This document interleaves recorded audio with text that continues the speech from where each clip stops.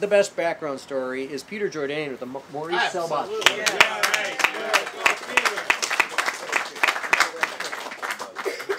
Maurice Selbach was of Polish-American ancestry, and his family moved to England, where he became a top time trialist, and he was actually the first Britisher to compete in and complete a major continental road race. He finished Paris-Roubaix in 1922. He set a number of British time trial records at the time, and then in 1925 turned his attention to building, and he became one of the primary innovators in the development of the British lightweight. He was the first builder to use taper tubes, which widen out at the lug junctures to provide a little more strength where it's needed. He also was the first to use what are called Timken roller bearings. If you look at, this bike doesn't have them, but if you look at some of the early Selbachs that are very much prized, the bottom of the head race is about literally this big with these huge Timken roller bearings, and they also fitted them to the bottom bracket. And then he was also innovative in the tandem realm.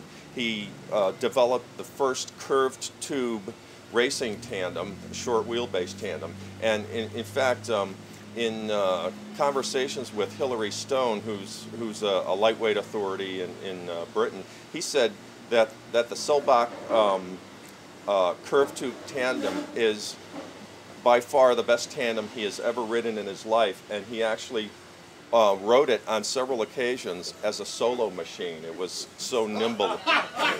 Yeah. So. When you say curved tube, that's for the stoker? The stoker's tube were curved around the rear wheel. We're used to Claude Butler's curved tube. Well, guess where Claude got the idea? Yeah, it was from Maurice Selbach. Now, September 26th, 1935, Maurice had the day off, but he decided to cycle to work that day just to check in on the shop.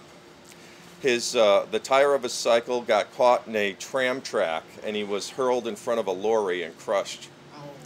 And so Maurice was no more. His intrepid wife carried on the business for about 4 years.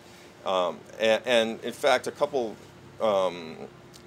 very well-known builders cut their teeth there, among them R.O. Harrison in the Selbach shop. In 1939, the trade name was auctioned off and bought by the London cycle maker Carter, and Carter continued to make the machines. It was thought that Carter made Selbachs till maybe about 1942, 43, but actually this is a 1946 Selbach, one of the latest. And I've seen documentation through scouring through old cycling magazines that there were Selbachs made as late as 1948. I've seen adverts for them. Oh, one other thing about the Selbach machines, they had a signature finish, which was called Wild Gold, and it was named after the Wild brothers, who were crack roadmen of the day and were sponsored by Selbach. And Wild Gold was a translucent gold sprayed over a fully nickel-plated frame. And I've seen pictures of original Selbachs, that were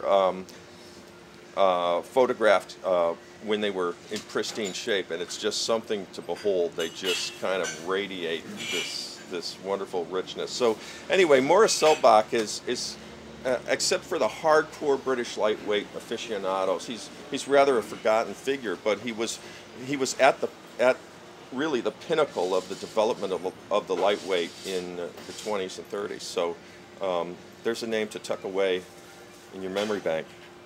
If you ever go to the National Cycle Museum in Lallandrad Wells, Lallandrad Wells. Yes. Okay. Excuse well, me. how? Good God, man. Okay. Okay. How is it? Lallandrad Wells. Anyway, whatever. Speak English. Maurice Selbach's very elaborate headstone is there, And it includes a portrait of him and this epitaph, which I would like for my own, except the only problem is I would have to die in the proper manner in order to have it. So it's, he died as he lived, a cyclist. Yeah, that's good.